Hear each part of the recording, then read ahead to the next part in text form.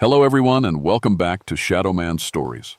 I can picture some of you already in bed, maybe some of you just getting home from work. Wherever you are, whatever time it is, I'm glad you're here. If this helps you relax or sleep, please like and subscribe. It means a lot. Now, let's get you comfortable and I'll tell you tonight's story. My name is Douglas McKinnon and I've been a forest ranger in West Virginia for 14 years. I know these mountains like my own backyard. My grandfather helped set up this forest, and my father walked these trails before me. Now it's my turn to keep them safe. But I'm getting ahead of myself. Let me tell you what really happened in October 1978 in a place called Beartown Wilderness. Most folks around here won't talk about it anymore. The official report says it was a mining accident, but I was there. I saw what really happened to those 5 men from Charleston. Beartown sits right on the edge of Monongahela National Forest, about 40 miles from the nearest town. It's old country, sandstone cliffs that have been here since before people had words for them. The valleys run deep and narrow, like God took a knife and cut slices in the earth. Sound bounces funny through those hollows. Sometimes you'll call out and hear your voice come back wrong, like someone else is saying your words. October in the mountains is beautiful. But it's also when things get strange. The air turns thick and heavy, even when it's cold. Mist rolls up from the valleys like smoke from some underground fire. The leaves turn every color you can think of.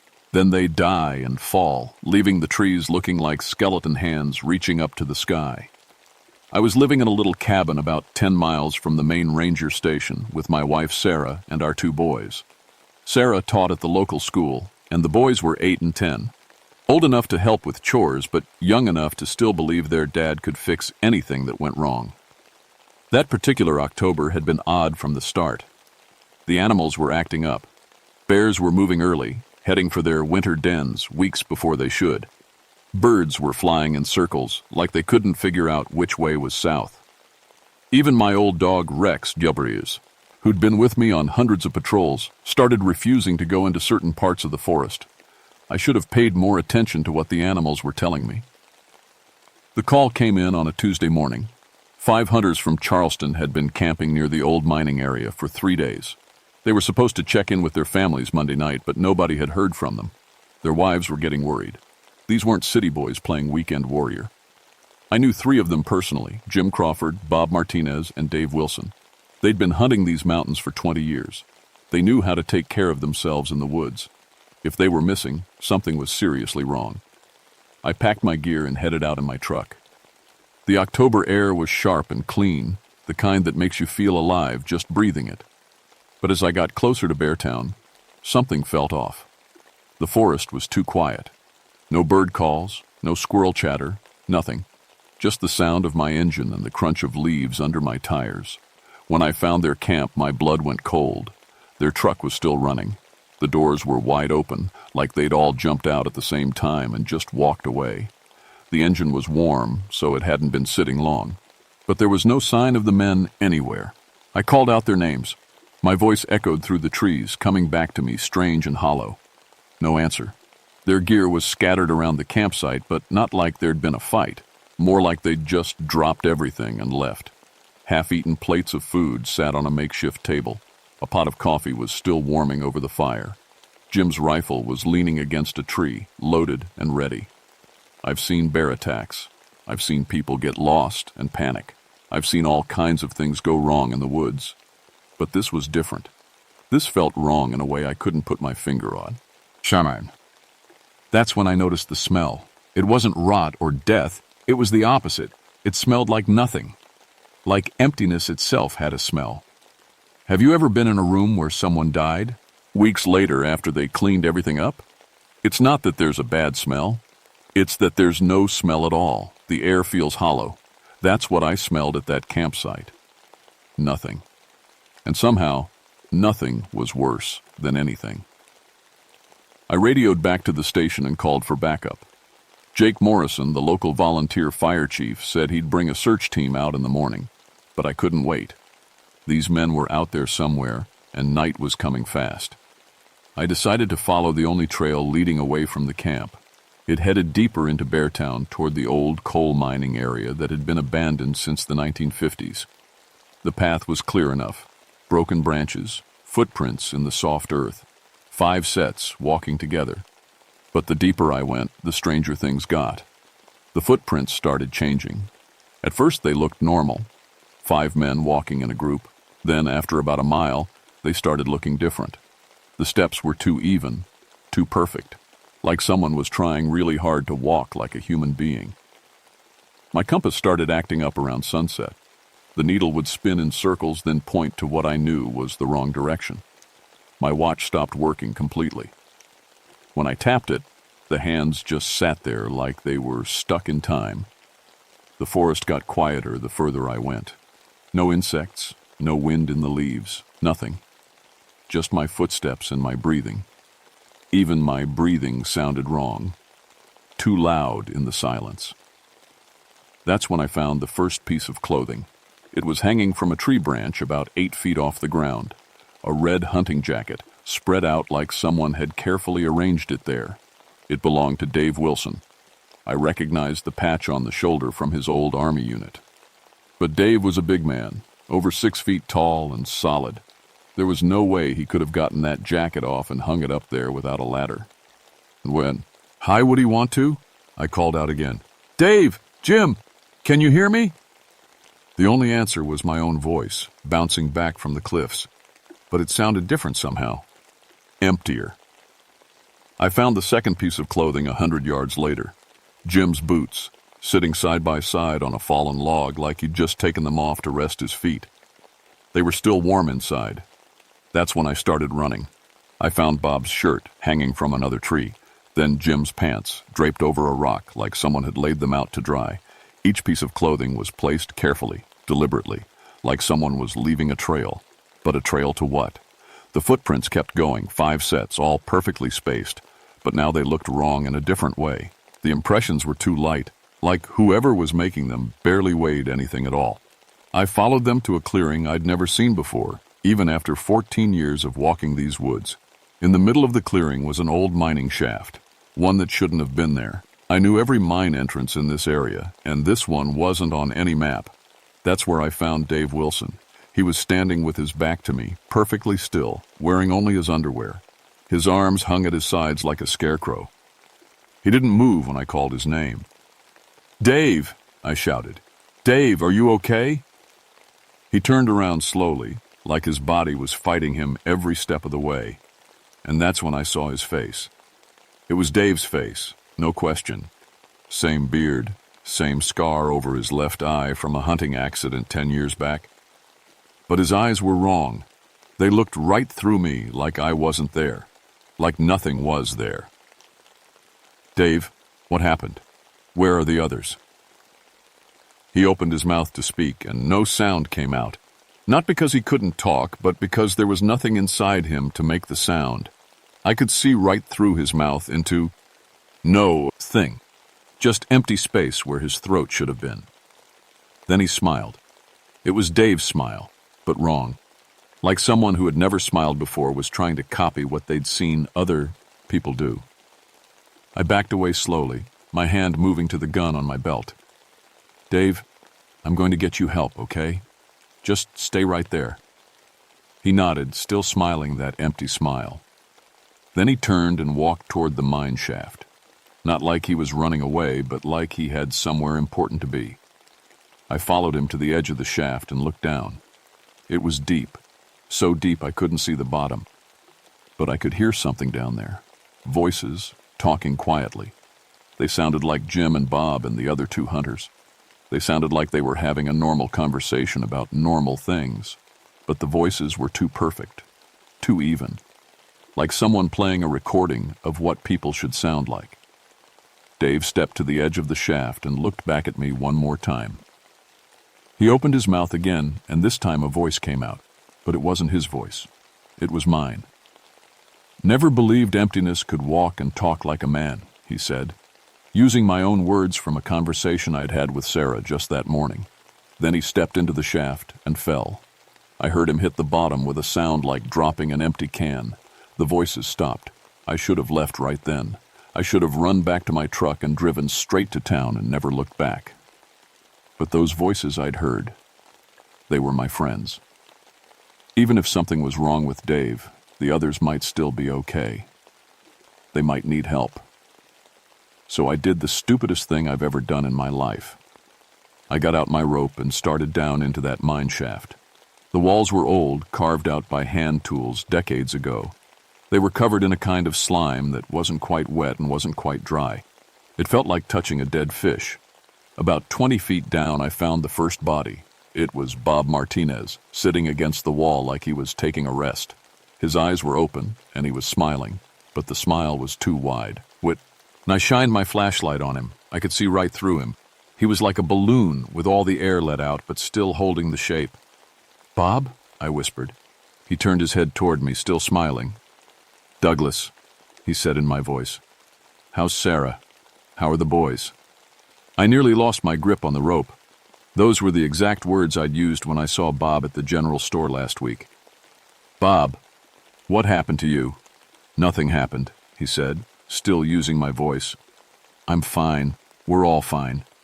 He stood up, and I could see that he was completely hollow inside, like someone had scooped out everything that made him Bob and left just the outside shell.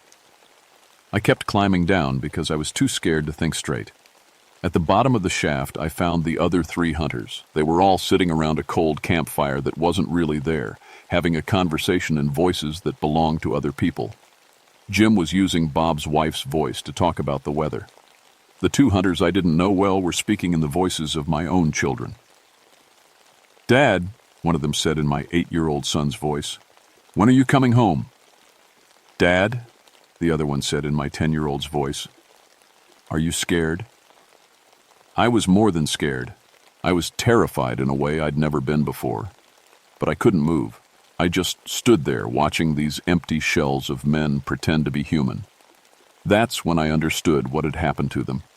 Something in this mine had taken everything that made them who they were and left just the outside. They looked like people, but they weren't people anymore. They were just empty things wearing human shapes. And whatever had done it to them was still down there. I could feel it watching me from the deeper tunnels. Something old and hungry and patient. Something that had been waiting a long time for fresh people to find its hiding place. The hollow men stood, up all at once, still smiling their too wide smiles. "Don't go," they said in unison, using the voice of my wife. "Stay with us. It's so much easier when you don't have to carry all that heavy stuff inside." They started walking toward me, moving in perfect step like soldiers. But their feet didn't make any sound when they hit the ground. I climbed that rope faster than I'd ever climbed anything in my life. Behind me I could hear them laughing. But it wasn't their laugh. It was mine. The laugh I made when my boys told a funny joke. These things were wearing my memories like clothes. I made it to the top and pulled my rope up behind me. Then I ran. I ran through the forest like the devil himself was chasing me, and maybe he was. But as I ran, I started hearing voices calling my name from the trees. Sarah's voice, calling me to dinner. My boys' voices, asking me to push them on their swings. My father's voice, telling me I was doing a good job. I knew those voices weren't real. I knew they were trying to trick me. But they sounded so much like home that I almost stopped running. That's when I realized the worst part. Whatever was in that mine didn't just take the outsides of people.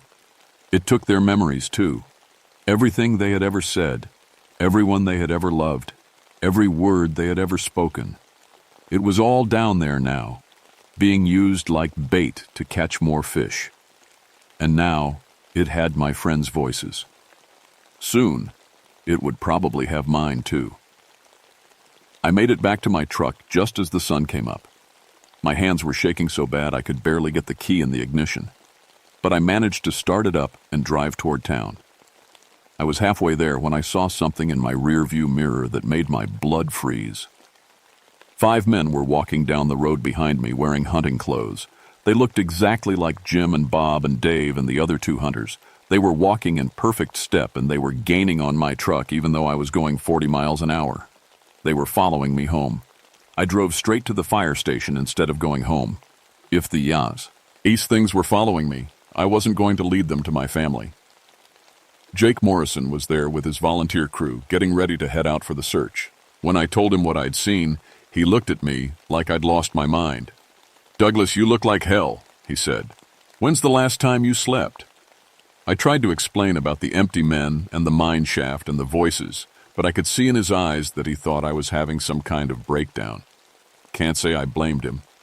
If someone had told me the same story a week ago, I'd have thought they were crazy too. "Look," Jake said, "why don't you go home and get some rest? We'll handle the search from here." But I couldn't go home. Not with those things out there wearing my friends' faces. Instead, I drove back to the ranger station and started looking through the old files. If there was something in that mine, there had to be some record of it. Some hint of what I was dealing with. I found it in a folder marked Incident Reports, 1953. A mining crew had disappeared that year, just like the hunters. 12 men went into the tunnels one morning and never came out. The mine company sent a rescue team down, but they disappeared too. After that, the company just sealed the mine and walked away. But there was more. The report mentioned strange sounds coming from underground in the weeks before the disappearances. Voices calling from empty tunnels, equipment moving by itself. Workers reported feeling watched, even when they were alone. One miner's wife was quoted as saying her husband had come home different the week before he vanished. "He looked like my Jack," she said, "but he wasn't my Jack anymore. It was like something else was wearing his face." The company had blamed the disappearances on a cave-in, but the report made it clear they never found any bodies. They just sealed everything up and hoped it would go away. I was still reading when Jake Morrison called on the radio. "Douglas, you need to get out here right now," he said. His voice was shaking. "What is it?" "We found your hunters, all 5 of them. They're walking around the camp talking to each other like nothing happened." My blood went cold. "Jake, listen to me very carefully. Do not approach them. Do not talk to them. Get your men and get out of there right now." "What? Douglas? They seem fine. They're asking about you. They want to know when you're coming back." "Jake, those aren't the real hunters. Get out of there now." But the radio went dead. I grabbed every piece of equipment I could think of. Rope, flashlights, emergency flares, and a case of dynamite we kept for clearing fallen trees. If I was going back into that mine, I was going to make sure I could bring the whole thing down if I had to. When I got back to the campsite, Jake's truck was there, but Jake was nowhere to be seen. The 5 hunters were sitting around a fire, roasting marshmallows and laughing like they were having the best time of their lives. They all turned to look at me when I pulled up. "Douglas!" Dave Wilson called out, waving like an old friend. "Come join us. We were just telling stories." I stayed in my truck. "Where's Jake Morrison?" "Oh, Jake's fine," Jim Crawford said with a smile. "He's down in the mine, getting to know the real residents of this place." That's when I knew Jake was gone too. I gunned the engine and drove straight to the mine shaft. If I was going to end this, I had to go back down there. But this time, I was going to be ready. I tied one end of my rope to my truck's bumper and dropped the other end into the shaft. Then I strapped the dynamite to my belt and started down. The mine was different this time, deeper.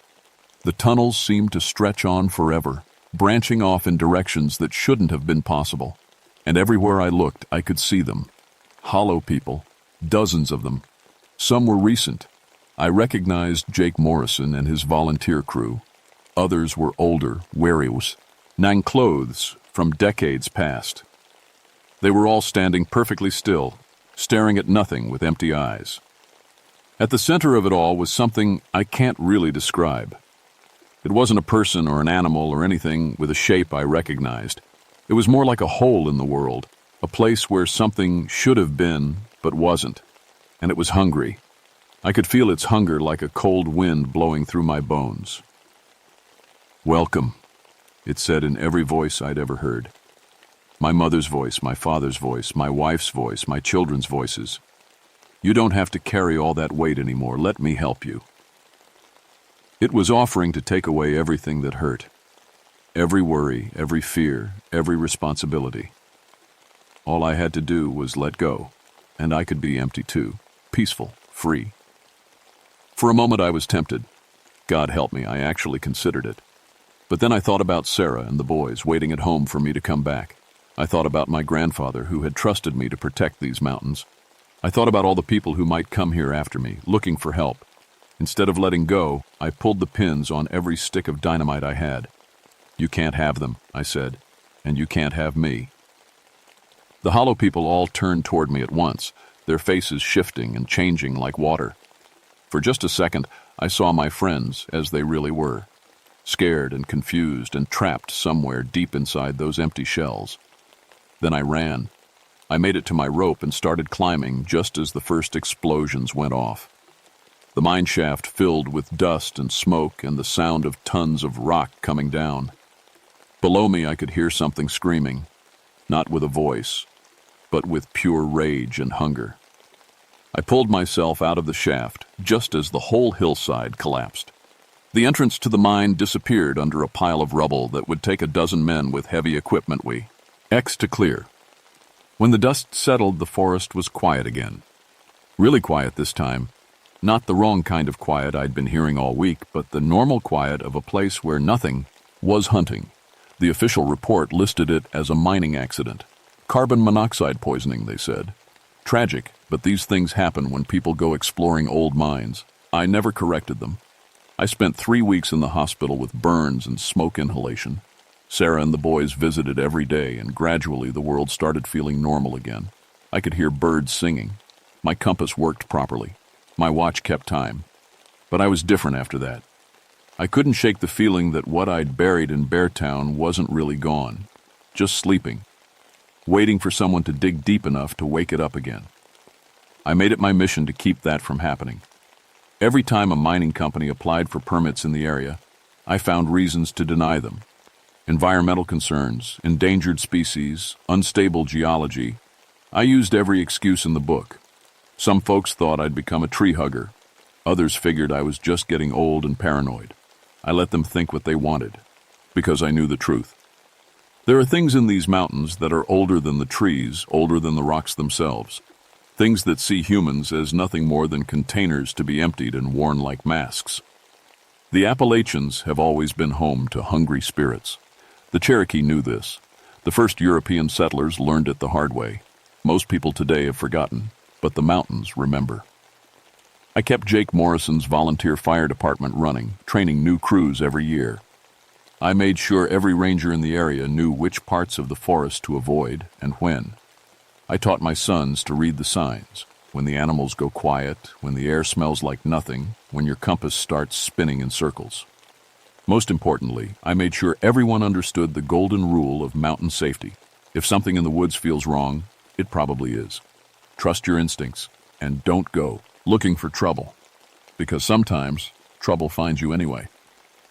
3 years later, I was called out to investigate another missing person case. A geologist working alone near the old mining area. They found his equipment scattered around, but no sign of the man himself. I drove out there with a knot in my stomach, hoping I was wrong. But when I got to his camp, I could smell it again. That smell of nothing, of emptiness, walking around in a human shape. I didn't go looking for him. I knew what I'd find. Instead, I called in a report of suspicious rockfall activity and had the whole area closed to the public. Sometimes the best way to fight a monster is to make sure nobody feeds it. I'm retired now, but I still keep an eye on Beartown. My oldest son works for the Forest Service, and I've made sure he knows what to watch for. My youngest became a geologist, believe it or not, but he specializes in safe mining practices. Funny how life works out. People ask me sometimes why I never moved away from these mountains, never looked for an easier job in a safer place. The answer is simple. This is my home. These mountains are in my blood, and I'm in theirs. That makes me responsible for what happens here. Besides, someone has to stand guard. Someone has to make sure the hungry things stay buried, because they're still down there, waiting, and they're very, very patient. If you ever find yourself hiking in West Virginia and you come across a place that feels too quiet, where your compass spins and your watch stops working, where the air smells like nothing at all, do yourself a favor. Turn around and walk away. Don't go looking for explanations. Don't go searching for evidence. Some stones are better left unturned, some minds are better left sealed, and some emptiness is better left unfilled. Trust me on this one. I've seen what happens when you don't. My name is Douglas M. Kinnan, and that's the truth about what happened in Beartown Wilderness in October 1978. Every word of it.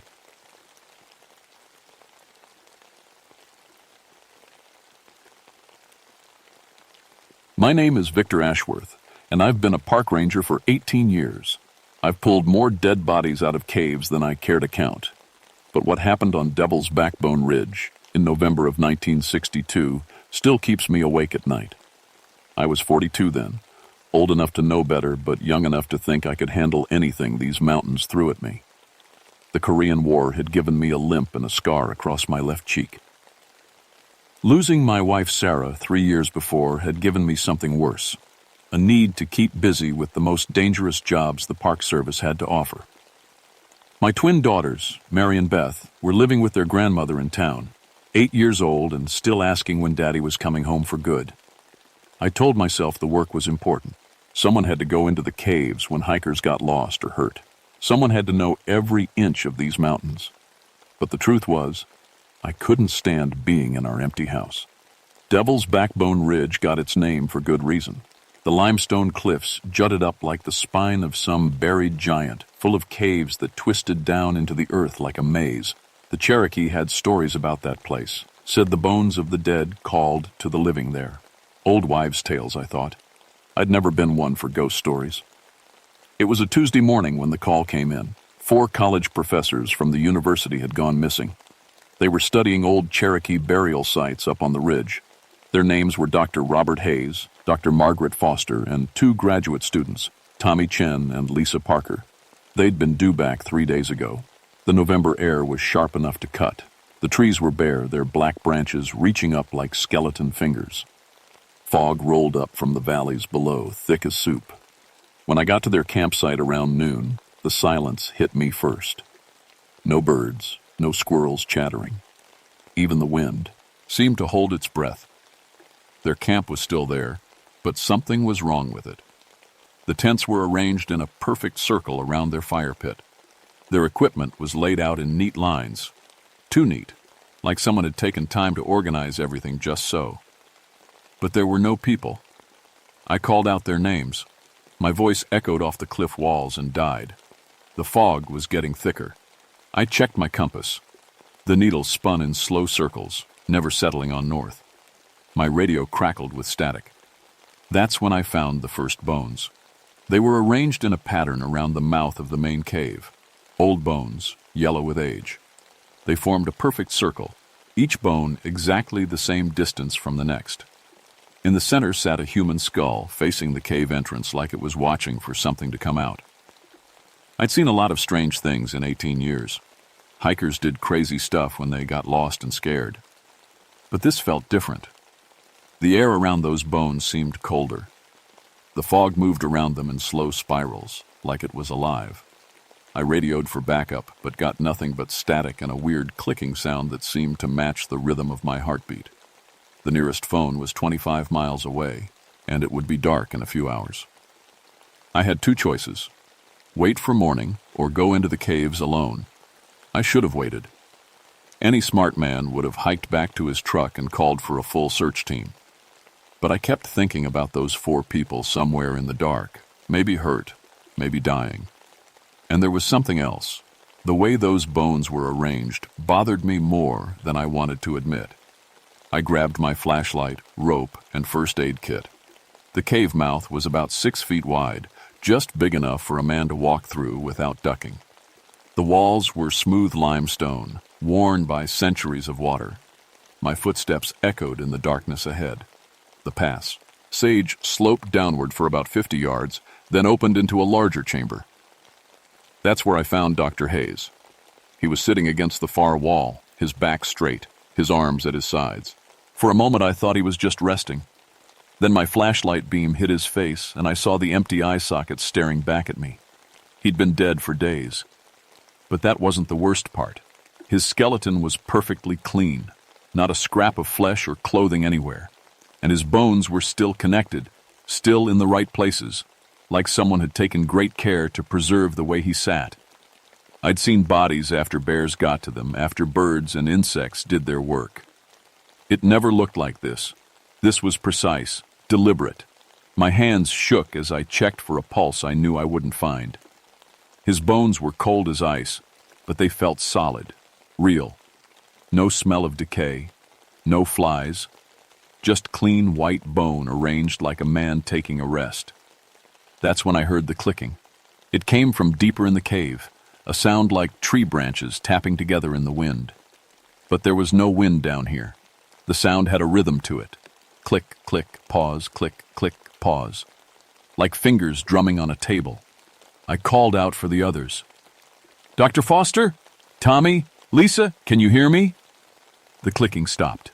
In the silence that followed, I heard something else, a scraping sound, like someone dragging heavy sticks across stone. It was coming from a passage on the left side of the chamber. I should have left then, should have gone back for help. But the scraping was moving away, deeper into the cave, and I couldn't shake the feeling that someone was still alive down here, trying to get my attention. The left passage was narrower, barely wide enough for my shoulders. I had to turn sideways in places. The scraping sound kept moving ahead of me, always just out of sight around the next bend. After what felt like hours, but was probably only 20 minutes. The passage opened into another chamber. This one was bigger. My flashlight beam couldn't reach the far walls, and it wasn't empty. Bones covered. The floor. Not scattered like you'd expect, but arranged in careful patterns. Circles within circles. Lines that curved and met at perfect angles. Human bones mixed with animal ones. Deer, bear, maybe others I couldn't identify. All of them clean and white. In the center of it all stood Tommy Chen. At least I thought it was Tommy at first. He was the right height, the right build. But as I got closer, I realized he wasn't breathing. His chest didn't rise and fall. His eyes didn't blink when my flashlight hit them. He was standing perfectly still, arms at his sides, staring at something I couldn't see. When I reached out to touch his shoulder, my hand went right through him. Not through air, through bone. What I'd thought was Tommy Chen was actually bones held together by something I couldn't see. Leg bones balanced on foot bones. Arm bones hanging from shoulder bones. A skull that looked exactly like Tommy's face, but made of yellowed bone. The bone thing that looked like Tommy turned its head toward me. Its jaw opened, and the clicking sound came out. Not words, just that rhythmic tapping like a code I couldn't understand. I stumbled backward, my flashlight beam dancing across the chamber walls. That's when I saw them, dozens of bone figures standing in the shadows. All different sizes, all perfectly still, all turning their heads to look at me with empty eye sockets. The clicking sound filled the chamber now, coming from all of them at once. It was getting louder, faster, like their excitement was building. I ran. I made it back to the main chamber before I realized the bone figure of Dr. Hayes was gone. The spot where he'd been sitting was empty, except for a few small bones scattered on the floor. My radio crackled to life. "Victor, this is dispatch. State police are en route to your location. ETA 30 minutes. I pressed the talk button, but only static sound. Me out. The radio went dead again. 30 minutes. I just had to stay alive for 30 minutes. The clicking sound was following me up the passage toward the cave entrance, not getting closer, but not getting farther away either, like something was herding me toward the surface. I burst out of the cave into the late afternoon light. The fog had gotten thicker while I was underground. I could barely see 10 feet in any direction. My truck was parked about a quarter-mile away, down a steep trail. I started running. The fog seemed to move around me as I ran, forming shapes that looked almost like people. I told myself it was just my imagination, just the stress of what I'd seen in the cave. But when I looked back, I could swear I saw figures walking behind me, keeping pace but staying just out of sight. I was halfway to my truck when I heard Lisa Parker screaming. The sound came from my left, somewhere in the thick trees that covered the slope below the ridge. It was definitely human, definitely terrified, and definitely alive. I stopped running. Every instinct told me to keep going, to get to my truck and drive straight to town. But that scream meant someone was still alive out here, someone who needed help. I followed the sound into the trees. The fog was even thicker here. The bare branches looked like arms reaching for me. I called Lisa's name, and she answered, a weak voice coming from somewhere ahead. "Help me," she said. "I can't move. Something's wrong with my legs." I found her sitting at the base of a large oak tree. She was alive, awake, and talking. But her legs were gone. Not cut off or torn away. Just gone. Like they'd never existed. She ended at the waist, but there was no wound, no blood. Just smooth bone where her hips should have connected to her legs. "I can't feel them," she said, looking down at where her legs should have been. "They were there this morning. I remember walking. But now, Lisa, we need to get you out of here." I knelt beside her, trying to figure out how to carry someone who was half bone. "The state police are coming. We're going to get you help." She looked up at me with eyes that were starting to cloud over. "They take the bones," she whispered. "Little by little. They've been taking mine for days. Soon there won't be anything left to take." That's when I noticed her arms were changing too. The flesh was fading from her hands, leaving clean white bone underneath. As I watched, her fingers became skeletal, then her wrists, then her forearms. "It doesn't hurt," she said, her voice getting fainter. "That's the strange part. It should hurt, but it just feels empty." I reached for my radio, forgetting it was dead. When I looked back at Lisa, only her torso and head remained. The rest was gone, not fallen away, just gone. "Tell my parents I wasn't scared," she said. Then her voice stopped working, though her mouth kept moving. A few seconds later, there was nothing left but empty clothes and a pile of bones arranged in the exact shape of a person. The clicking sound started again, coming from all around me now. I spun in a circle, trying to see where it was coming from, but the fog was too thick. Then the bones that had been Lisa Parker started to move. They didn't just fall apart. They organized themselves. The leg bones stood up on their own. The arm bones lifted themselves into the air. The skull floated up to where her head had been. In less than a minute, a bone figure in the exact shape of Lisa Parker was standing in front of me. It turned its empty eye sockets toward me and opened its jaw. "Run," it said in Lisa's voice. I ran. Behind me, I could hear more of them moving through the trees. Not just one or two, dozens. The clicking sounds were coming from everywhere now. A chorus of bone fingers tapping against bone arms. I made it back to the trail just as a state police car pulled up next to my truck. Officer Jim Morrison got out, a man I'd worked with before on search and rescue operations. "Victor," he called, "where are the missing people?" "Jim, we need to leave, right now." I grabbed his arm, trying to pull him toward his car. "What are you talking about?" "We just got here." The fog was rolling up from the trees where I'd left Lisa's bones. It moved wrong, too fast, too purposeful, and in the fog I could see shapes walking. "Get in your car, Jim. Drive back to town. Call for backup. Lots of backup." Jim looked at me like I'd lost my mind. "Victor, you're not making sense. Where are the missing professors?" That's when the bone collectors came out of the fog. There were 8 of them, maybe more. It was hard to count because they kept changing, bones sliding apart and coming back together in new configurations. But I recognized some of the skulls. Dr. Hayes, Tommy Chen, Lisa Parker, and one that made my heart stop. Sarah, my wife's skull, sitting on a bone body that was too tall, too thin. She'd been dead for 3 years, buried in the town cemetery. But there was no mistaking the crack along her left temple from the car accident that killed her. "Victor," the Sarah thing said in my wife's voice, "you're finally here." Jim Morrison was backing toward his car, his hand on his gun. "What the hell are those things?"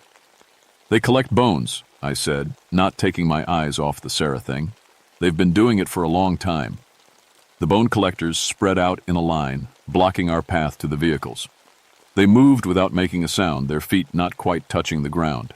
The clicking came from inside them somehow, like their bones were talking to each other. "The Cherokee were right," I said, more to myself than to Jim. "The bones do call the living home." The Sarah thing stepped forward. Up close I could see that her bone body was made from dozens of different skeletons. Arms that were too long, ribs that didn't match, leg bones from different people entirely. They disturbed the burial grounds, she said, pointing toward the caves with a finger that had too many joints.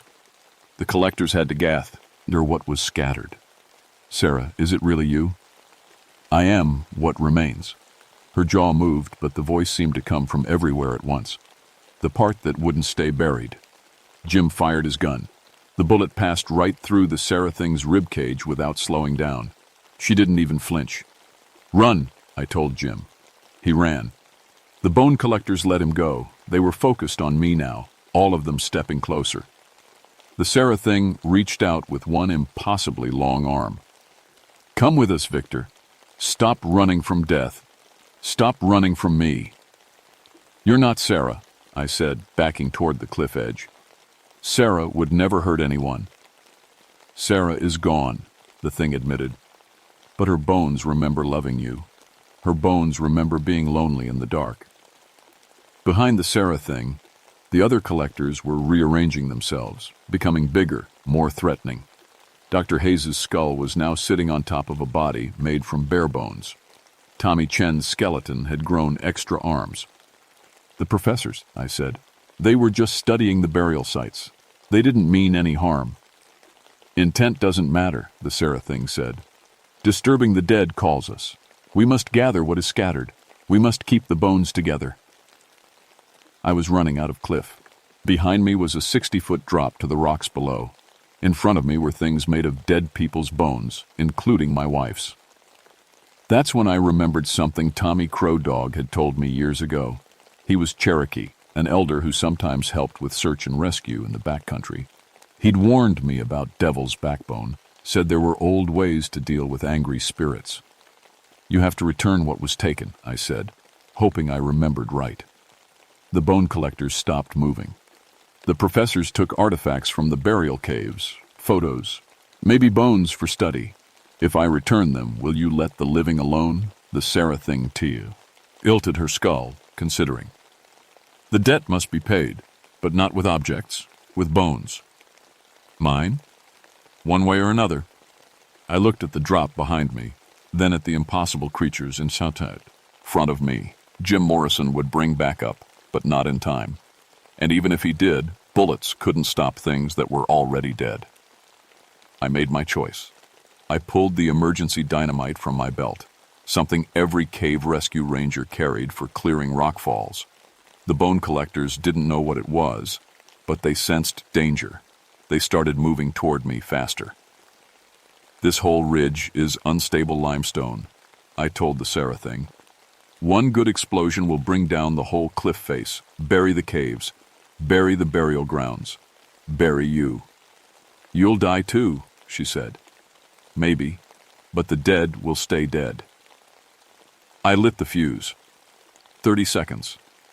The bone collectors rushed forward, but they moved like they weren't used to having bodies, clumsy, uncoordinated. I ran along the cliff edge, leading them away from the cave entrance.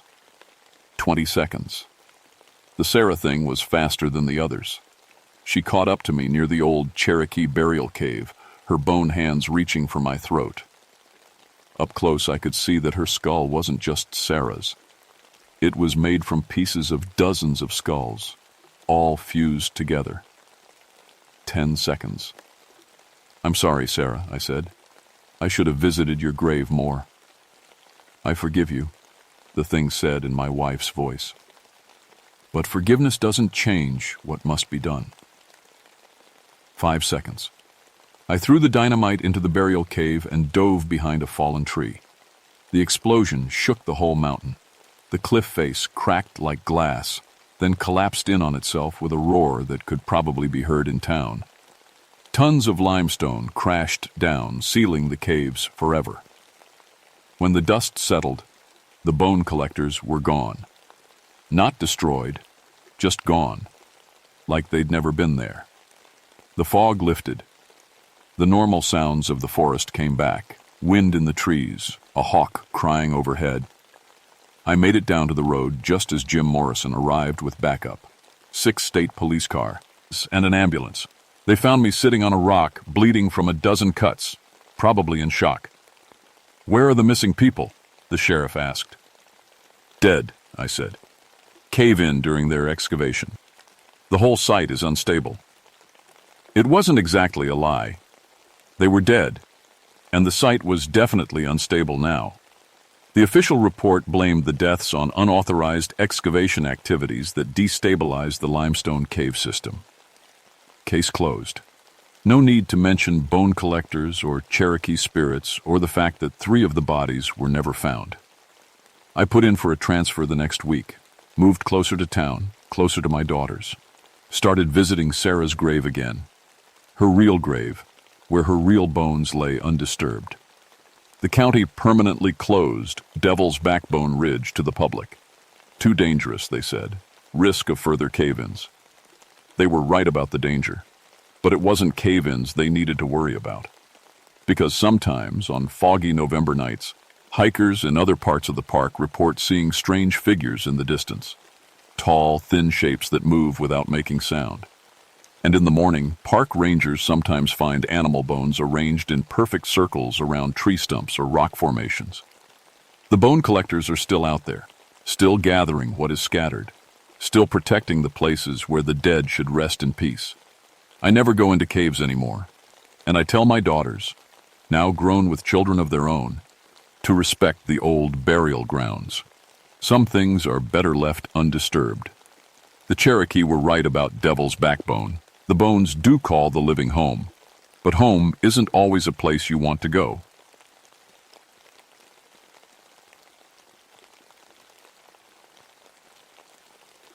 My name is Elena Blackthorne, and I've been a park ranger in the Great Smoky Mountains for 11 years.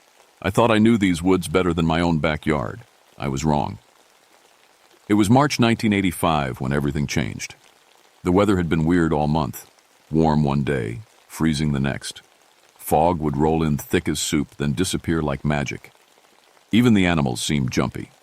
Bears that should still be sleeping were wandering around confused. Birds flew in wrong patterns. I'm part Cherokee, thanks to my grandmother who raised me with stories about the old ways. She always said the mountains remember everything. I used to think she meant it like poetry. Now I know she meant it for real. That Tuesday morning, my radio crackled to life around 6 a.m. "Elena, we've got a problem," said my supervisor, Jim. "That research team up at Cataract Falls Cove, they missed their check-in yesterday. Again." I knew the team. 3 forest doctors studying some tree disease. Smart people, but city folk who didn't really know the mountains. Cataract Falls Cove was 15 miles into the backcountry, a place most visitors never saw. Ancient trees grew there, hemlocks and oaks older than America itself. "Want me to hike up and check on them?" I asked, already reaching for my pack. "Yeah, take the radio, plenty of water. Weather's supposed to turn nasty again." I'd been to the cove maybe 20 times over the years. It was one of my favorite spots, quiet and peaceful, with trees so old they made you feel tiny. The Cherokee used to call it a sacred place. My grandmother said her people were forced to leave there during the Trail of Tears back in 1838. The hike started normal. I knew the unmarked trail by heart, past the old bridge, through the rhododendron tunnel, up the steep ridge. But something felt off. The forest was too quiet. No bird songs, no squirrel chatter. Even my footsteps sounded wrong, like the earth was holding its breath. About halfway up, I found the first strange thing. Deep scratches on a big oak tree, too high up for bears, too wide for claws. The bark was peeled away in long strips, showing white wood underneath that looked almost like bone. I touched the scratches and pulled my hand back fast. The wood was warm. Trees aren't supposed to be warm in March. The fog started rolling in thick as I got closer to the cove. I could hear the waterfall, but it sounded different, angrier somehow. My radio started making weird static noises like voices talking far away. When I finally reached the cove, my heart sank. The research camp was trashed, tents torn open, equipment scattered everywhere, notebooks soaked and muddy, a camp stove turned upside down with beans spilled all around. But no bodies, no blood, no signs of a struggle. I called out, Hello? Dr. Patterson? Anyone here? My voice echoed off the rocks, weird, like the mountain was mocking me. Nothing. I started looking around more carefully. The team's recording equipment was smashed to pieces, but some of it was still running, tapes spinning with no sound. When I put on the headphones, I heard something that made my skin crawl. Voices. Human voices, but speaking Cherokee words I barely understood. And underneath, a sound like crying, like someone in terrible pain. I ripped off the headphones and looked around the cove with new eyes. The ancient trees seemed different now, closer together, watching me. That's when I noticed the sap, dark red sap bleeding from cuts in the bark of every old tree in the grove. It looked too much like blood. I was starting to get scared, which wasn't like me. I'd been alone in these mountains hundreds of times. I knew every sound, every shadow. But this place felt wrong now, like the forest itself was angry. I decided to set up a quick camp and was. It until morning. Maybe the research team had just gotten lost and would come back. Maybe the weird sounds had a simple explanation. But as the sun went down and darkness crept between the trees, I started hearing things that made me question everything I thought I knew about the natural world. The trees were whispering, and sometimes they sounded like they were screaming. I barely slept that night. Every time I closed my eyes, I heard those voices in the recording equipment. Cherokee words mixed with sounds of crying. Around 3 a.m., something woke me up completely. Footsteps. Slow, heavy footsteps circling my tent. I grabbed my flashlight and knife, listening hard. The steps stopped right outside my tent flap. I could hear breathing, raspy, like someone with damaged lungs. "Dr. Patterson?" I whispered. "Is that you?" The breathing stopped. Then I heard something that nearly made me scream. A voice, muffled and strange. "Help. Me." I unzipped the tent fast and shined my light around. Nothing. Just the ancient trees standing like giant soldiers in the darkness. But on the ground where the footsteps had been, I saw dark stains in the dirt. They looked like blood, but when I touched them, they were sticky like tree sap. I didn't sleep after that. When morning came, I started searching for the research team more seriously. I found their trail markers leading deeper into the cove, toward the oldest trees. The path was marked with more of those dark stains. The biggest tree in the grove was a massive oak, maybe 400 years old. As I got closer, I saw something that made me stop breathing. There was a face in the bark, not carved there, growing there. Human features pushed out from inside the tree trunk like someone was trying to break free. The eyes were closed, but the mouth was open in a silent scream. I stumbled backward and nearly fell. This couldn't be real. People don't grow inside trees. But when I looked again, the face was still there. And it looked familiar. Dr. Patterson, the research team leader. "Oh, God," I whispered. "Oh, God, what happened to you?" As if hearing me, the eyes in the bark opened. Living human eyes filled with terror and pain. The mouth moved, trying to speak, but only air came out. I reached toward the tree, then stopped. What if it grabbed me? What if this was how the research team disappeared? But Dr. Patterson's eyes were begging me to help.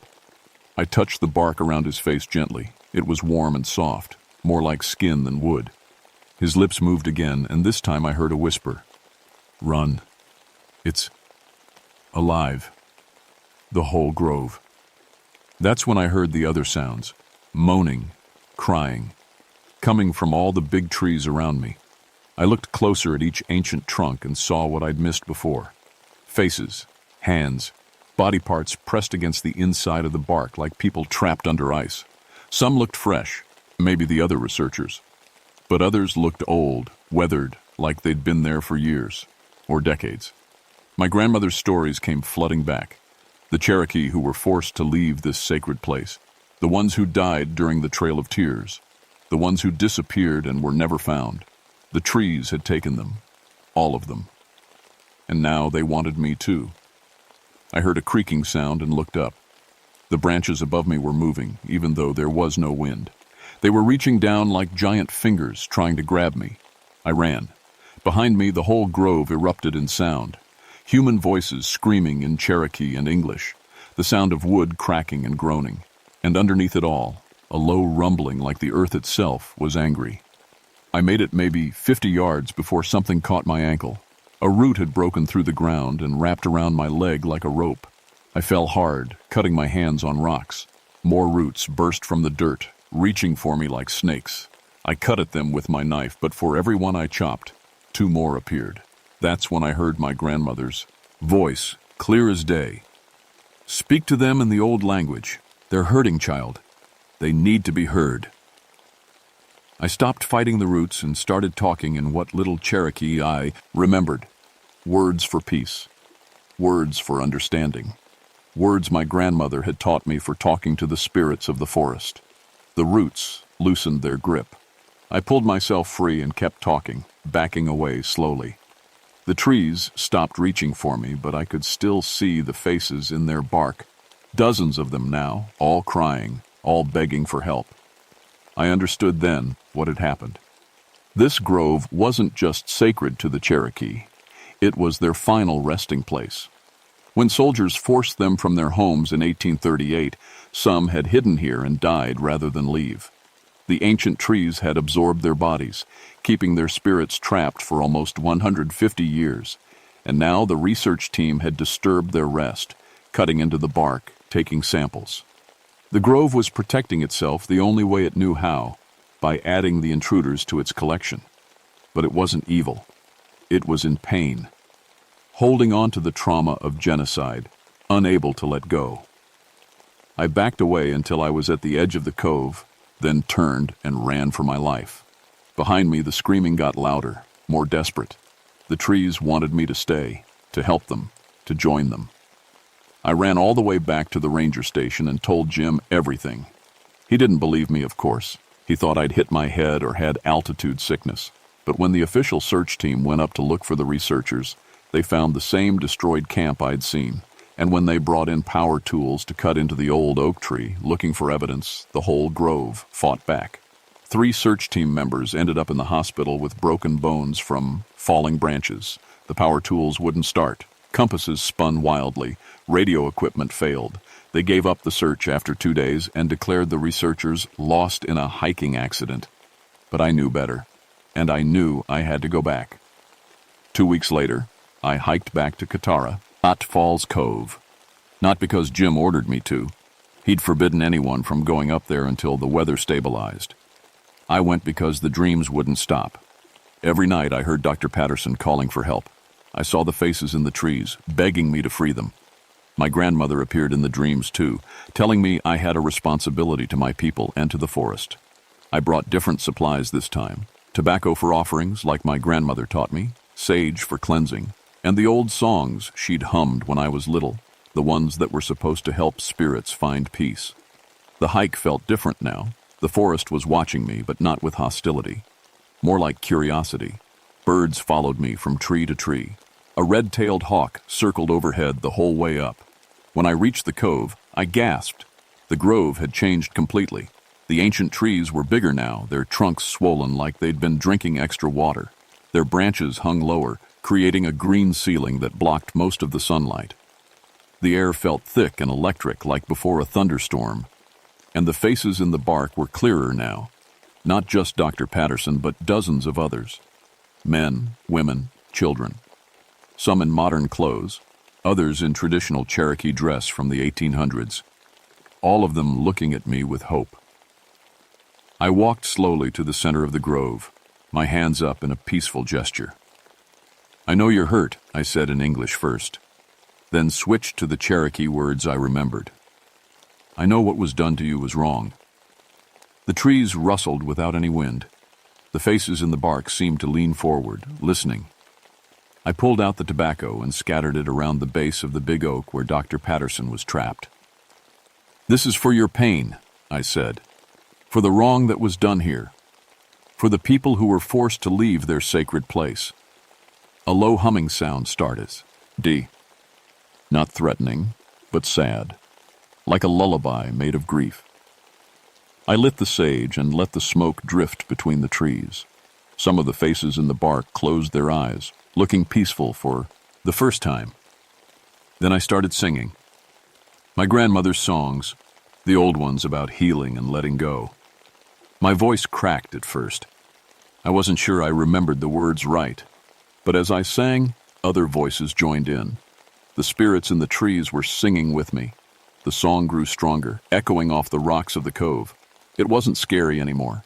It was beautiful and sad and full of love for this place that had been home to my people for thousands of years. As we sang together, something amazing happened. The bark on the old oak started to soften.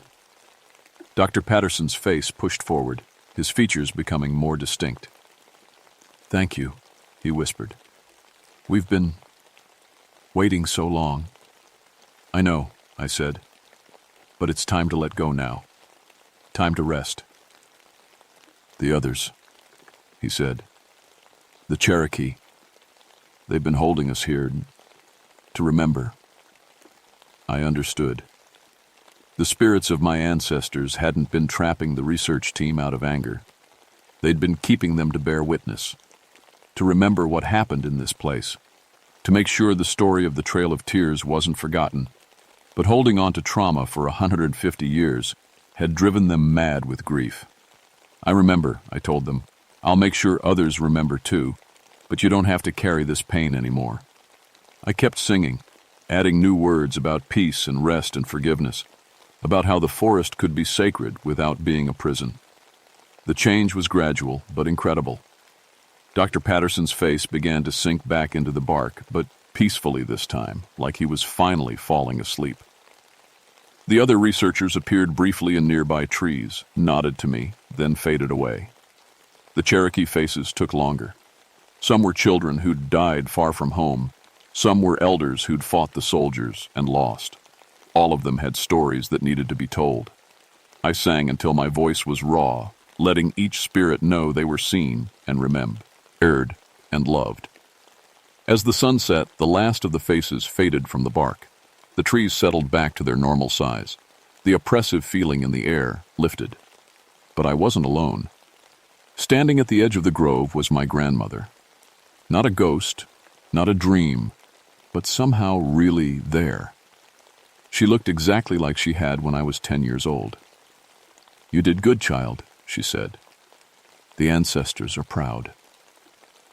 "Grandmother?" I whispered. "How are you here?" She smiled.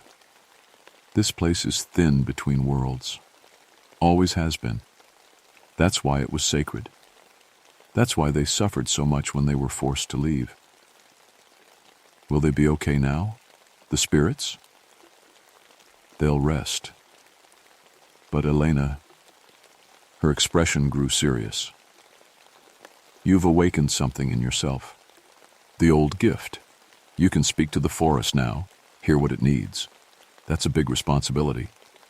I nodded, though I didn't fully understand yet. "And child, the researchers aren't gone. They're part of the grove now, but peacefully. They chose to stay and help protect this place. Don't let anyone disturb it again." Before I could ask what she meant, she faded away like morning mist. I spent that night in the grove without fear. The trees hummed lullabies. Gentle breezes carried the scent of wildflowers. I dreamed of Cherokee children playing where the waterfall met the rocks, their laughter echoing across the centuries. When I woke up, I knew my life had changed forever. The official report said the research team had fallen into a hidden cave system during a rock slide. Case closed. But I knew the truth, and now I had to figure out how to live with it. Over the next few months, weird things started happening to me. I could sense when animals were hurt or scared. Plants seemed to grow better when I was around. And sometimes, late at night, I heard voices in the wind. Not scary anymore, but like old friends checking in. The grove became my secret responsibility. I hiked up there every few weeks, bringing tobacco offerings and checking on the ancient trees. They looked healthy now, their bark smooth and unmarked, but sometimes, in just the right light, I could still see faint outlines of faces, peaceful now, like people sleeping. Dr. Patterson and his team were there too, somehow. I felt their presence like a warm blanket, protecting the grove from anyone who might want to harm it.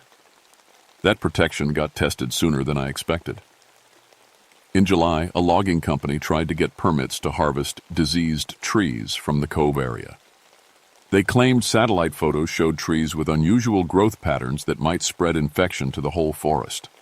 I fought the permits hard, using every regulation and environmental law I could find. But they had money and lawyers, and they were persistent. The night before the final permit hearing, I hiked up to the grove one more time. "They want to cut you down," I told the ancient trees. "I've done everything I can legally, but it might not be enough." The forest around me stirred, not threateningly, but like it was waking up. A voice spoke, not from any single tree, but from the grove itself. "We will not let them harm this place again." "Please don't hurt anyone," I said quickly. "They don't understand what this place really is." "Then make them understand."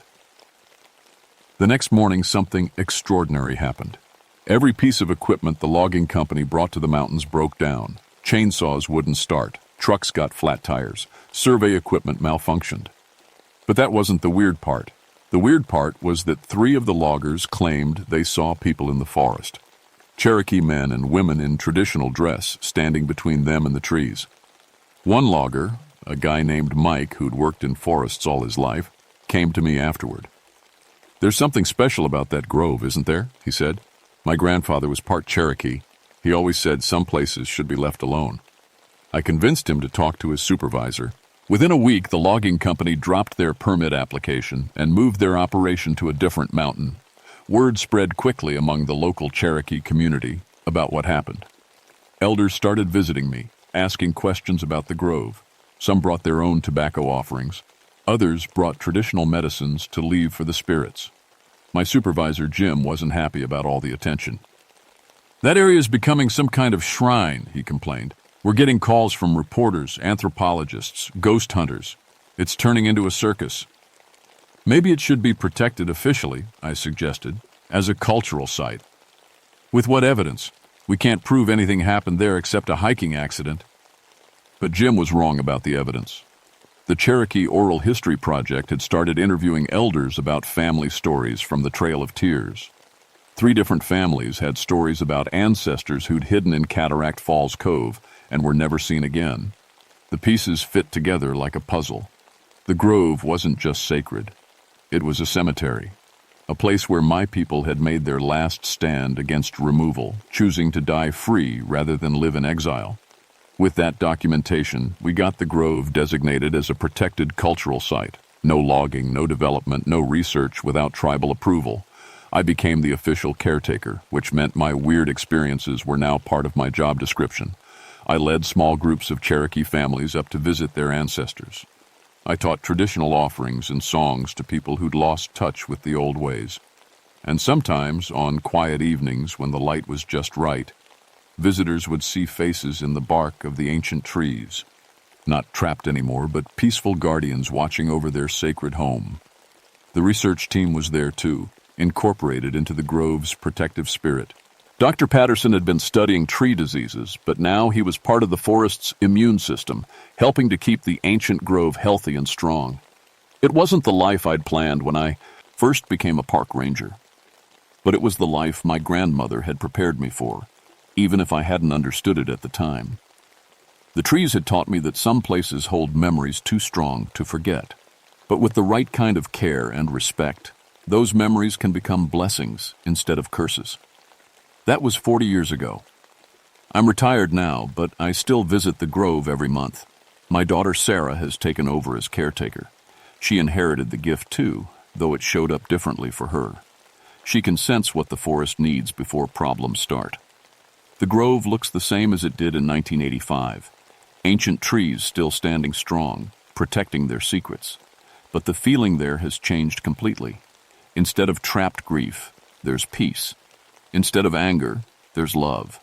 Visitors come from all over now, Cherokee families reconnecting with their history, researchers studying traditional forest management, people just looking for a quiet place to think. The grove welcomes them all, as long as they come with respect. Sometimes tourists ask me if the stories about the haunted trees are true. I tell them the grove isn't haunted, it's blessed. There's a difference. The scientists never did figure out what happened to Dr. Patterson's research team. Their disappearance became one of those unsolved mysteries that people write books about. The official cause remains presumed dead due to hiking accident during severe weather. I never told anyone the whole truth. Some stories are too big for words, too sacred for casual telling. But I wrote it all down in a journal that my grandmother would have understood, a record for future generations of caretakers who might need to know what really happened in Cataract Falls Cove. The Cherokee community considers the Grove one of our most important sites now. Young people come to learn traditional songs. Elders bring offerings for ancestors they'd never been able to properly honor before. And every spring on the anniversary of the Trail of Tears, we hold a remembrance ceremony.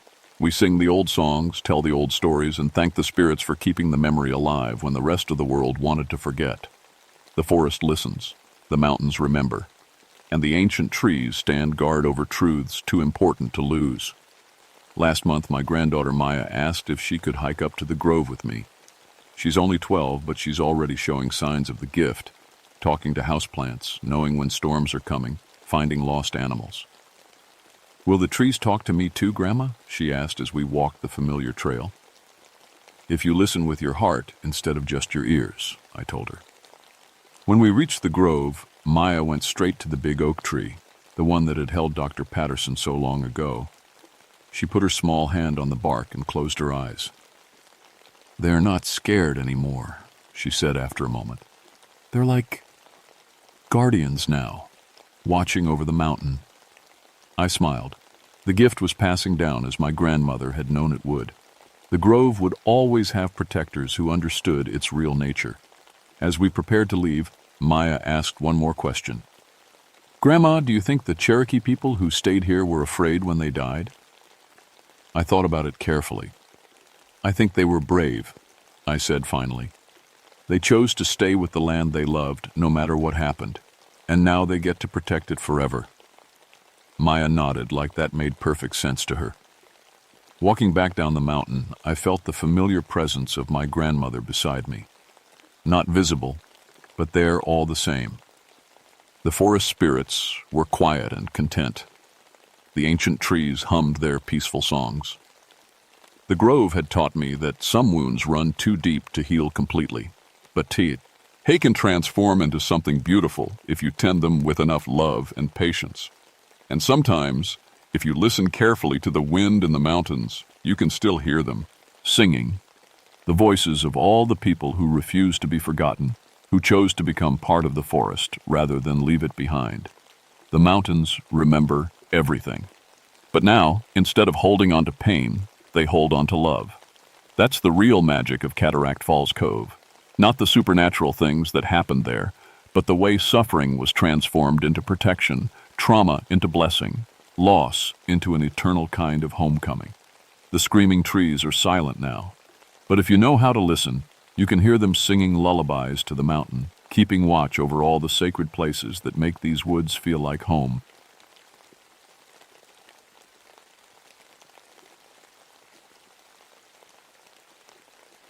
My name is David Mitchell, and I need to tell you what happened at Crawley Creek before I lose the nerve. I've been a park ranger for 8 years now, but nothing prepared me for those 3 days in July 1984. Some folks say I should keep quiet about it. Others think I made it all up.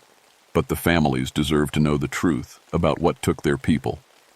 I transferred to Daniel Boone National Forest 6 months earlier, after a climbing accident in Colorado left me with a busted leg that never healed right.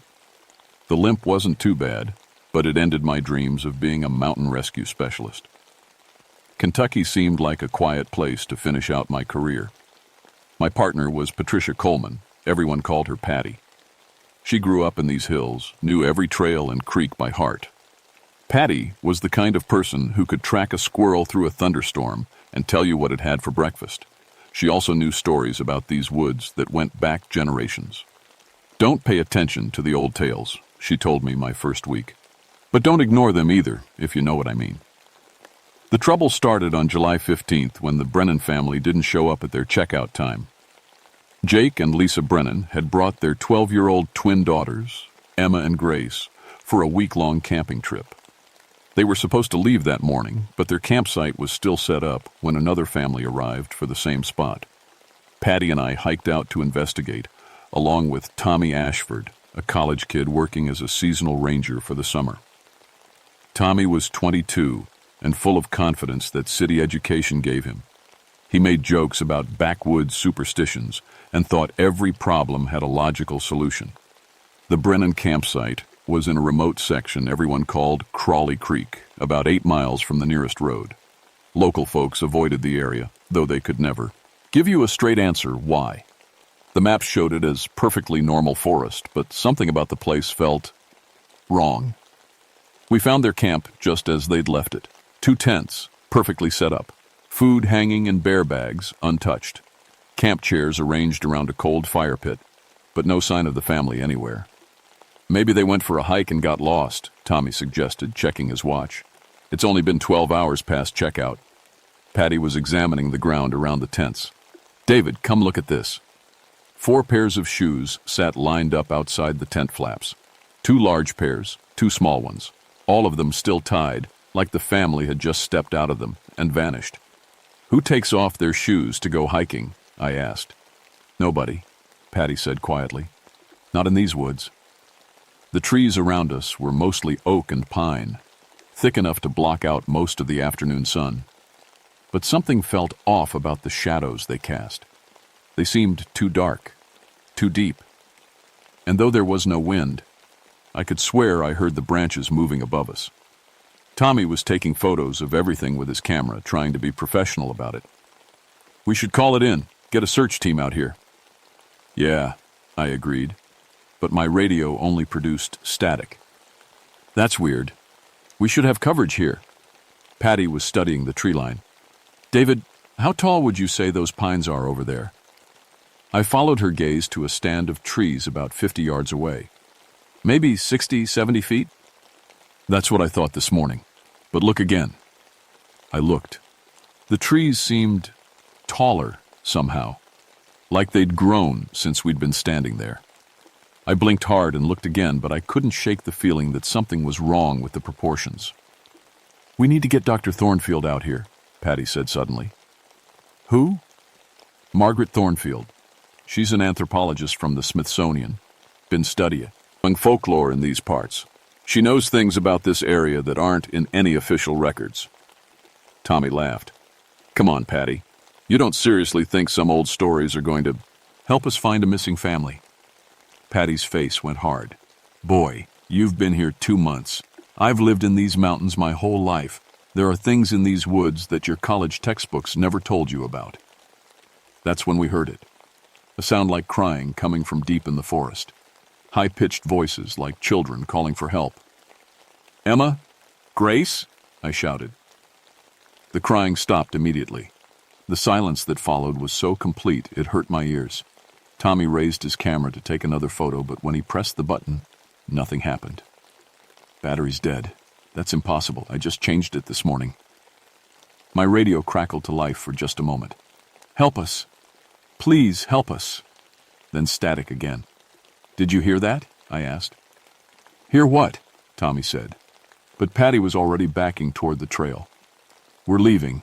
Now.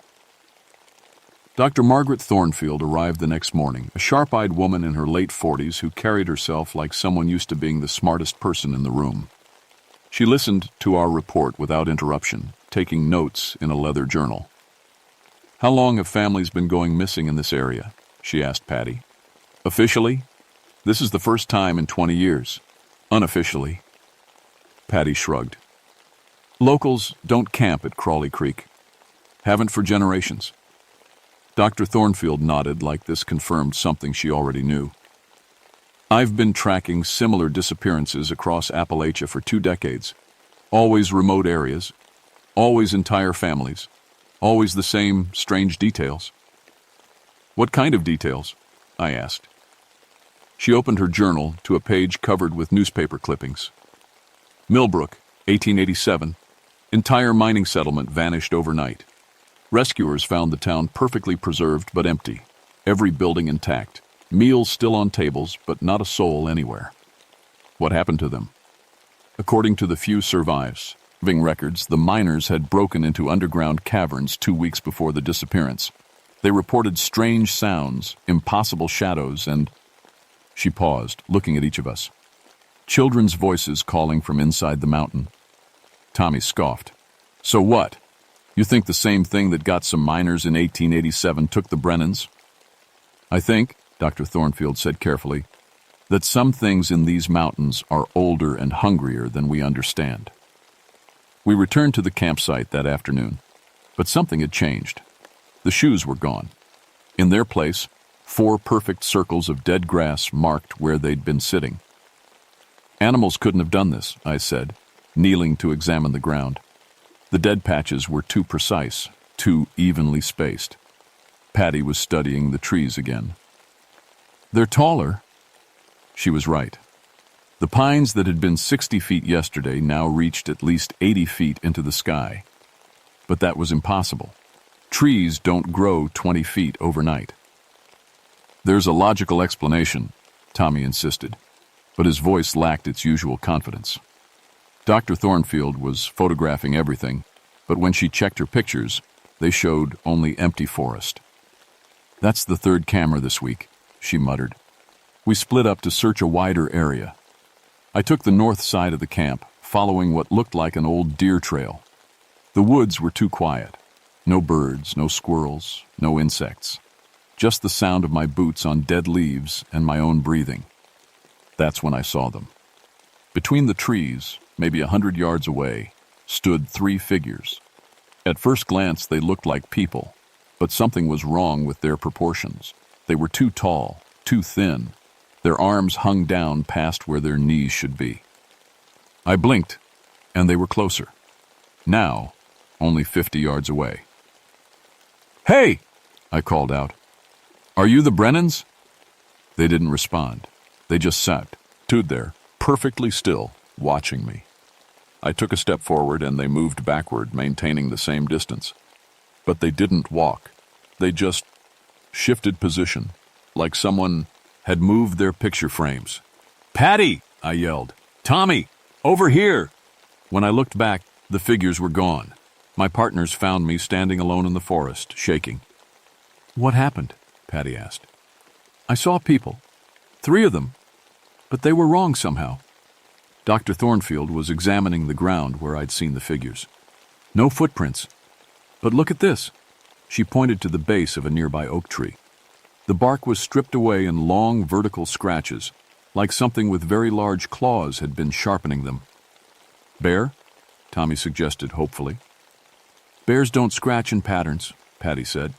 And look how high up those marks go. The scratches extended at least 12 feet up the trunk. As evening approached, we made camp near the Brennan site. None of us wanted to leave the families out here alone, and Dr. Thornfield insisted we needed to document everything. I'm going to tell you something that's not in any official record, Patty said as we sat around our fire. My grandmother used to say these woods were different. She called them thin places where other things could come through. Come through from where? I asked. Somewhere else, somewhere dark. Tommy was cleaning his camera equipment for the 4th time that day. This is insane. We're talking about missing people, not ghost stories. Then explain why every electronic device stops working when we get close to that area, Dr. Thornfield said. Explain the trees growing overnight. Explain the figures David saw. Mass hallucination. Group hysteria. There's precedent for this kind of thing. But even as he said it, Tommy kept glancing nervously at the tree line. Around midnight, I woke up to the sound of footsteps circling our camp. Slow, deliberate steps that crunched through the dead leaves. But when I sat up and looked around, I couldn't see anyone. The footsteps stopped. In the morning, we found them. Footprints in a perfect circle around our tents. But they weren't human prints. They were too long, too narrow, and they sank at least 3 inches into the hard-packed earth. What kind of animal makes tracks like this? Tommy asked, his scientific skepticism finally starting to crack. Patty measured one of the prints with a stick. 18 inches long, maybe 6 inches wide. But look at the toe marks. Each print showed 5 distinct toes, but the spacing was all wrong, like someone had stretched a human foot to twice its normal length. "We're being hunted," Dr. Thornfield said quietly. That morning, Tommy decided he'd had enough of what he called campfire stories and group panic.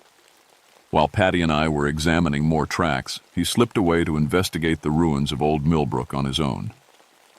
"Damn fool kid's going to get himself killed," Patty muttered when we realized he was gone. Dr. Thornfield pulled out a hand-drawn map. "The old settlement is about 2 miles east of here. If he's going there, he'll find the mine entrance." "That doesn't sound good." "It's not. According to the records I've found, the miners broke into something they shouldn't have, something that had been sleeping underground for a very long time." We followed Tommy's trail through increasingly dense forest. The trees here were older, thicker, and they seemed to lean inward like they were trying to block out the sky. Our compasses spun wildly, and the temperature dropped at least 10 degrees. "Listen," Patty said, holding up her hand. In the distance, we could hear Tommy's voice, but he wasn't calling for help. He was talking to someone, having a conversation. "Tommy!" I shouted. The talking stopped. We found him 20 minutes later, standing at the entrance to what looked like an old mine shaft. The wooden support beams were rotted but still standing, and the darkness below, and them seemed to swallow our flashlight beams. "Tommy, thank God. We've been looking everywhere for you." He turned around slowly, and I felt my blood freeze. His eyes were completely black. Not just the pupils. The entire eye from corner to corner, like someone had filled them with ink. "Hello, David," he said in a voice that wasn't quite his own. "We've been waiting for you." "We?" Patty whispered. 2 small figures stepped out of the mine behind Tommy. Emma and Grace Brennan, still wearing the clothes they'd disappeared in. But their eyes were the same solid black as Tommy's. "The tall ones told us you would come," one of the girls said. "They're very hungry," said the other. "They've been sleeping for so long." The girls spoke in perfect unison, their voices overlapping in a way that made my skin crawl. "Where are your parents?" I asked, trying to keep my voice steady. "They're feeding the trees," both girls said together. "Soon you will too." Dr. Thornfield grabbed my arm. "We need to leave now." But when I turned around, the forest had changed. The path we'd used to get here was gone. Instead, we were surrounded by a wall of trees that hadn't been there minutes before. "That's impossible," I said. Tommy laughed, but it sounded like metal scraping against stone. "You don't understand where you are, do you? This isn't your forest anymore." Something moved in the shadows behind him. Something tall and wrong, with limbs that bent in too many places. "The boundary is breaking," Dr. Thornfield whispered. "They're coming through." I pulled out my gun, standard issue for rangers, but my hands were shaking so badly I could barely hold it. "Bullets won't help you," the Brennan twins said together. "We're already dead." To prove their point, one of them walked directly into a tree trunk and disappeared. A second later, she reappeared behind us. "How?" Patty gasped. "The tall ones taught us," the girl said. "Soon they'll teach you too." That's when I saw them clearly for the first time. 3 figures emerged from the mine shaft, moving like liquid shadow. They were at least 12 feet tall, with arms that reached nearly to the ground. Their skin, if it was skin, was the color of charcoal, and their faces were just smooth expanses with no features except dark holes where eyes should be. One of them reached toward us with an arm that stretched like rubber, extending 20 feet across the clearing. Where its fingers touched the ground, the grass withered and died instantly. "Run," Dr. Thornfield said. We ran. The forest behind us erupted in sound, branches breaking, leaves rustling, and underneath it all, a sound like whispered voices speaking words in a language that hurt to hear. "This way," Patty yelled, leading us down what looked like a deer path. But no matter which direction we turned, we always seemed to end up back where we started. The trees were moving, rearranging themselves when we weren't looking directly at them. "We're trapped," I said. Dr. Thornfield was scribbling frantically in her journal. Not trapped, lost. They're making us lost.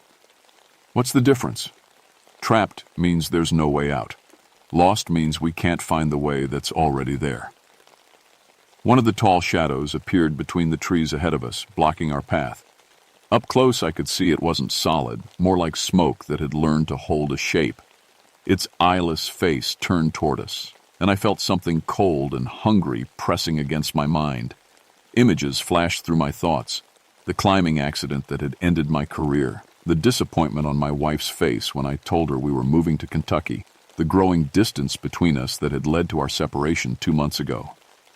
"It's reading our fears," Dr. Thornfield said. "Don't let it in." But it was too late. The thing was inside my head now, showing me pictures of myself alone in these woods forever, wandering in circles while my body slowly rotted away. "David," and Patty's voice cut through the nightmare. "Look at me. Focus on my voice." I forced myself to concentrate on her words instead of the images in my head. Slowly, the creature's influence faded. "We need to get back to the mine," Dr. Thornfield said. "It's the only way to stop this." "Are you insane? That's where they came from." "That's where they came from, yes. But it's also where the original seal is. The miners tried to contain them before they died. If we can strengthen that seal, then what? We all die like the miners did?" She looked at me with sad, determined eyes. "Probably. Getting back to the mine took us 6 hours, even though it should have been a 20-minute walk. The forest kept changing around us, paths appearing and disappearing, hills rising where flat ground had been moments before. The tall shadows followed us the entire time, staying just out of sight but never far away. Tommy was waiting for us at the mine entrance, but he wasn't alone anymore. Jake and Lisa Brennan stood beside him, their eyes the same solid black as their daughters. But something was wrong with their bodies. They moved too stiffly, like puppets with tangled strings. "You came back," Tommy said. "Good." The tall ones were getting impatient. "What do they want?" I asked. "To come home," Lisa Brennan answered, her voice flat and emotionless. "They've been trapped underground for so long. The miners disturbed their sleep, then tried to lock them away again. But now the seal is weakening," Jake added. "Soon they'll be free to walk in your world." Dr. Thornfield was studying the mine entrance, running her hands over symbols carved into the wooden support beams. "These aren't mining marks," she said. "These are containment runes. The miners knew what they were dealing with." "The miners were fools," Emma and Grace said in unison. "They woke something that should have stayed sleeping." "But now it's our turn to dream," Tommy added. I was starting to understand. They're not just killing people, they're replacing them. "Bodies are temporary," the possessed Bray, Ennin family said together. "But consciousness can be moved, stored, changed." "They're building an army," Dr. Thornfield said grimly, "using human minds to anchor themselves in our reality." One of the tall shadows emerged from the mine, moving with fluid grace that hurt to watch. It reached toward Dr. Thornfield with impossibly long fingers. "Your knowledge will be particularly useful," it said in a voice like wind through dead leaves. But instead of running, Dr. Thornfield stepped forward. "I've been studying you for 20 years. I know what you are." The creature paused. "You're not from here. You're from somewhere else, somewhere between spaces. You need human consciousness to exist in our world, but you can't take it by force. It has to be given." "All consciousness returns to the source eventually," the creature replied. "We simply accelerate the process." "But the miners found a way to stop you. They sealed the breach." "A temporary measure. The seal weakens with each passing year." Dr. Thornfield pulled out her journal and began reading from the symbols she'd copied. As she spoke the words, the carved runes on the mine supports began to glow with faint blue light. The tall shadow recoiled. "Stop. The miners sacrificed themselves to create this prison," she continued. "They gave their lives to lock you away. And we consumed them anyway, as we will consume you. Maybe, but first, you'll have to catch me." Dr. Thornfield ran into the mine. The possessed humans followed her immediately, but I grabbed Patty's arm and held her back. "She's buying us time," I said. "But for what?" "To choose," Patty said quietly. "Choose what?" "Whether to run or follow her." From inside the mine came the sound of Dr. Thornfield's voice, speaking words in that same ancient language. The blue glow from the support beams grew brighter. "She's trying to strengthen." Then the seal, I realized. "But she can't do it alone. David, if we go in there, we're not coming back out." I thought about my ex-wife, about the life I'd left behind in Colorado, about all the things I'd never accomplished. Then I thought about other families like the Brennans, other children who might disappear if these things got loose. "Some choices make themselves," I said, and walked into the mine. The tunnels went deeper than any mine had a right to go, carved through solid rock into chambers that felt older than the mountains themselves. Dr. Thornfield's voice echoed ahead of us, but she was getting weaker. We found her in a vast underground cavern, standing in the center of a circle carved into the stone floor. The possessed humans surrounded her, but they couldn't cross the circle's boundary. The tall shadows loomed behind them, growing more solid and real with each passing minute. "The seal is breaking," Dr. Thornfield called to us. "I can slow it down, but I can't stop it." "What do you need?" I shouted back. "A life freely given, the same price the miners paid." One of the tall shadows turned toward us. "Join us willingly, and we will make your deaths swift." "Counteroffer," I said, raising my gun. "Go back to sleep." I fired 6 shots into the creature. The bullets passed right through it without effect. "Bullets are matter," it said with something like amusement. "We are not." But Patty was studying the cavern walls. "David, look at this." More symbols covered the stone, but these were different from the ones upstairs. Older, deeper. "These aren't miner marks either," she said. "They're Native American. Cherokee, maybe." "The first seal," Dr. Thornfield said, understanding immediately. "The Cherokee knew about this place long before the miners. They kept it contained for centuries. Then the miners broke it? And tried to fix it with their own methods. But they didn't understand the original binding. The possessed Tommy stepped toward us. "It doesn't matter. The seal fails tonight. We will be free." But Dr. Thornfield was smiling. Cherokee magic, Christian faith, and scientific knowledge. 3 different ways of understanding the same truth. She began speaking again, but this time she mixed the ancient Cherokee words with Latin phrases and complex mathematical formulas. The carved circle under her feet blazed with brilliant white light. The tall shadows screamed, a sound like tearing metal that made my ears bleed. "I can hold them," she said, "but only if you complete the binding." "How?" "Someone has to stay. Someone has to guard the seal from this side." I understood what she was asking. Someone had to remain in the cave forever, keeping the creatures contained through force of will alone. "I'll do it," I said. "No," Patty said firmly. "I will." "Why you?" "Because this is my home. My family has lived in these mountains for 6 generations. This is what we were meant to do." Before I could stop her, she stepped into the circle with Dr. Thornfield. The light grew blinding. When it faded, both women were gone. The possessed humans collapsed like cut strings. Tommy, Jake, Lisa, Emma, and Grace Brennan all dropped to the cavern floor, their eyes returning to normal color. They were unconscious, but breathing. The tall shadows had vanished. Getting everyone out of the mine took 12 hours. Tommy had no memory of the past 3 days. The Brennan family remembered camping, then waking up in a dark cave with no idea how they'd gotten there. The official report listed Dr. Margaret Thornfield and Ranger Patricia Coleman as missing, presumed dead in a mine collapse. I was the only witness, and who was going to believe my story? The mine entrance was sealed with concrete and steel, marked with signs warning of unstable ground and toxic gases. The symbols carved into the support beams were covered over, hidden from anyone who might try to read them. But I know they're still there. I know a lot of Thint. GS, now that I wish I didn't. I stayed in Kentucky for 6 more months, officially to help with the investigation, but really to keep watch over Crawley Creek. Every few weeks I'd hike out, to the sealed mine and checked the containment barriers. They held steady, but sometimes late at night, I could hear voices coming from underground. Patty's voice, speaking words in languages older than written history.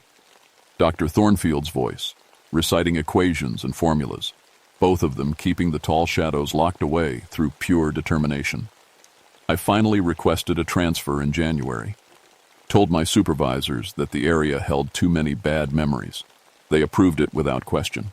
Everyone understood that losing 2 colleagues would be traumatic. My replacement is a young ranger named Sarah Martinez, fresh out of training and eager to prove herself. I spent 3 days showing her the area, teaching her the official patrol routes, explaining the geological hazards she needed to watch for. I didn't tell her about the symbols carved into trees throughout the forest. I didn't mention that electronics still malfunction near the old mine site. I didn't explain why local animals avoid Crawley Creek, or why the Cherokee Reservation maintains a boundary line that carefully excludes that particular section of forest. But I did give her a piece of advice. If you ever hear children crying in the woods at night, don't go looking for them. She laughed and promised to remember that. I hope she does. I work in Montana now, in a nice normal forest with regular bears and ordinary problems. I sleep better here, most nights. But sometimes I wake up hearing Patty's voice on the wind, still speaking those binding words, still keeping watch. The Brennan family moved to Florida. Tommy finished college and became an accountant. They all went on with their lives, and I'm glad for that. But I keep newspaper clippings about missing hikers in Appalachian forests. I track reports of electronic equipment failures in remote areas. I watch for patterns that might mean the seals are weakening somewhere else, because the thing about ancient evils is that they're patient. They can wait decades, centuries, millennia for their chance.